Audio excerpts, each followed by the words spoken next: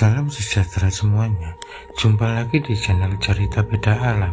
Dan saat ini kita akan memasuki dunia dengan kisah mencekam yang mungkin membuatmu memeriksa jendela atau sudut gelap di kamarmu. Dan untuk kisah yang akan saya bawakan kali ini, sebuah kisah yang berjudul Supir Ambulan Ditemani Arwah Jenazah. Sebelum kita mulai, pastikan lampu sudah redup, suasana tenang, dan jangan lupa perhatikan sekelilingmu, karena cerita ini bukan sekedar dongeng. Terkadang ia terasa terlalu nyata. Tarik selimutmu erat-erat. Jangan lupa tekan dulu tombol like video ini. Nyalakan juga lonceng notifikasinya agar tidak ketinggalan cerita-cerita lainnya dari channel ini. Ingat, tidak semua suara malam berasal dari angin. Dan seperti apa kisah kali ini? Langsung saja kita masuk ke ceritanya. Mas Doni mempunyai profesi sebagai supir ambulan. Dan pada suatu malam, Mas Doni menerima panggilan untuk mengantarkan jenazah ke pemakaman. Ia langsung bersiap dan menuju rumah duka tepat pukul 9 malam dengan perasaan penuh tanggung jawab. Meski merasa ganjil, Mas Doni tetap menjalankannya. Ia memarkir mobil ambulan di depan rumah dan menunggu. Tak lama kemudian, beberapa orang datang menghampirinya dan mengatakan bahwa jenazah sudah siap. Dengan sigap, ia membuka pintu belakang ambulan, dan jenazah yang sudah dimandikan pun dimasukkan ke dalam. Setelah itu, Mas Doni masuk ke kursi pengemudi. Saat bersiap berangkat, ia memperhatikan bahwa keluarga yang tadi mengurus jenazah malah kembali masuk ke dalam rumah.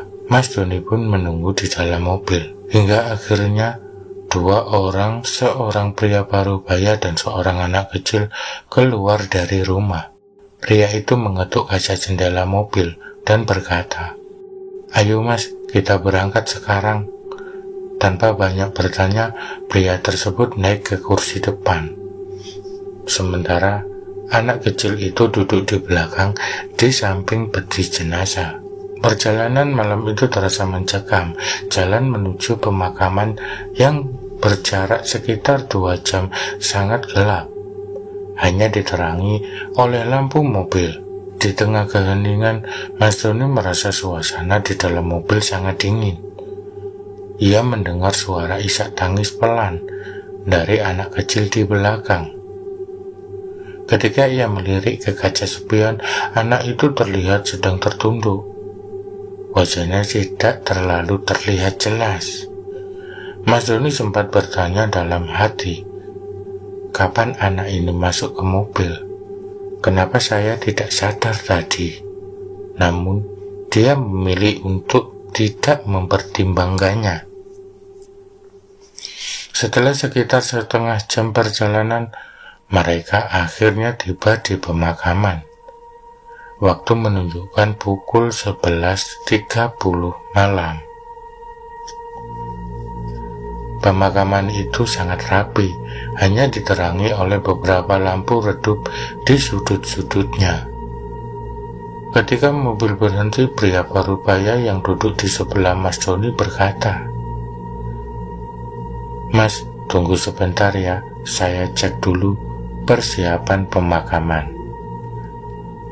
Ia pun keluar dari mobil bersama anak kecil tadi dan berjalan masuk ke dalam area pemakaman yang gelap. Mas Doni menunggu di dalam mobil dengan perasaan tidak nyaman. Waktu berlalu tetapi pria dan anak itu tidak kembali. Udara semakin dingin dan bulu kuduknya berdiri. Ia merasa ada sesuatu yang tidak beres. Setelah menunggu hampir setengah jam, pria tersebut akhirnya muncul dari arah pemakaman.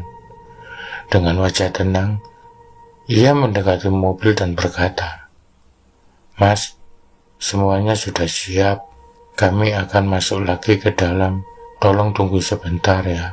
Mas Doni hanya mengangguk sambil mengamati pria itu dan anak kecil yang berjalan masuk ke dalam gelap. Namun sebelum mereka menghilang, pria itu memperkenalkan diri. "Nama saya Pak Slamet, Mas. Terima kasih sudah membantu." Mas Doni pun menjawab, "Nama saya Mas Doni." "Iya, sama-sama Pak." Tak lama kemudian 3 mobil lain tiba di pemakaman. Mobil-mobil itu ternyata membawa keluarga almarhum yang baru tiba. Salah satu anggota keluarga menghampiri Mas Doni dan bertanya, "Pak, kenapa tadi langsung berangkat?" Dengan bingung Mas Doni menjawab, "Tadi saya berangkat bersama Pak Slamet dan seorang anak kecil. Mereka yang bilang jalan lebih dulu." Mendengar jawaban itu, wajah keluarga tersebut tiba-tiba berubah. Salah satu dari mereka berkata dengan suara gemetar, "Mas, Pak Slamet itu jenazah yang ada di dalam peti mati."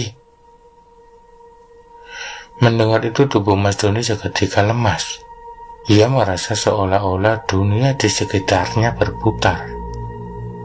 Perlahan-lahan, ia melihat ke arah mobil, membayangkan kembali perjalanan tadi.